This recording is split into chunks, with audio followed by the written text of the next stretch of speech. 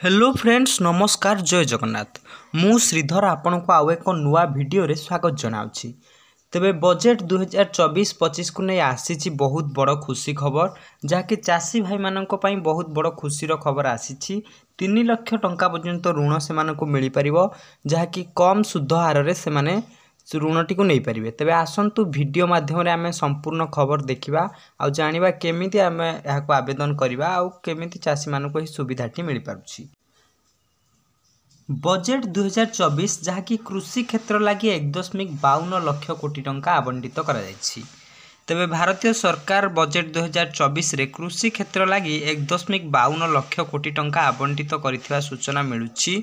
तेबे अर्थमंत्री निर्मला सीतारमण केंद्रीय बजेट 2024-25 उपस्थापना करछंती। एही बजेट रे देशर कृषकों को खास ध्यान रे रखा जायछि। पीएम किसान क्रेडिट कार्ड को नहीं सीतारमण एक बड़ घोषणा करछंती। देश में 5टी राज्य में जन समर्थन आधार रे किसान क्रेडिट कार्ड जारी कर कम सुधरे कृषकों को ऋण देवा लगी किसान क्रेडिट कार्ड बेस उपयोगी हेबो बोली सीतारमण कहछंती। कृषकों को आर्थिक सहायता करने लगी किसान क्रेडिट कार्ड जारी होउछि। एही योजना रे कृषकों को 3 लाख टंका ऋण उपरे 4% सुध देवाकू हेबो।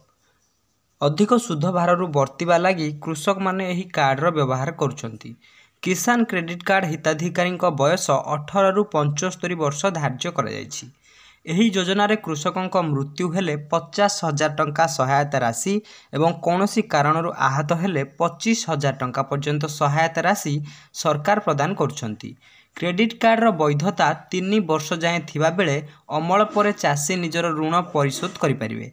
सेपटे आर्थिक वर्ष 2024-25 रे कृषि एवं यह अंतर्गत अन्य क्षेत्र लगी अर्थमंत्री 1.52 लाख कोटी टंकार बजेट आगत करछंती। आगामी 2 वर्ष भितरे प्राय 1 कोटी कृषकों को न्याचुराल फार्मिंग बा केमिकल मुक्त चाष संपर्क में प्रशिक्षण दिया बोली अर्थमंत्री घोषणा करछंती। अन्यपटे देशर पनीपरिया चाहिदा पूरण करिया लगी पनीपरिया उत्पादन क्लस्टर पाई सरकार घोषणा करछंती। सेहिभଳି पाणीपाग को सुहायला भली चाष उपरे गुरुत्व दिया जायछि। 109 प्रकार पाणीपाग उपयोगी चाष संपर्क में चाषी मानकु अवगत कराइबा सह एहा उत्पादन उपरे गुरुत्व दिया जिवो बोली अर्थमंत्री कहछंती। देशर 400 जिले में खरीफ फसल पाई डिजिटल क्रॉप सर्वे करा जिवो बोली सीतारमण कहछंती।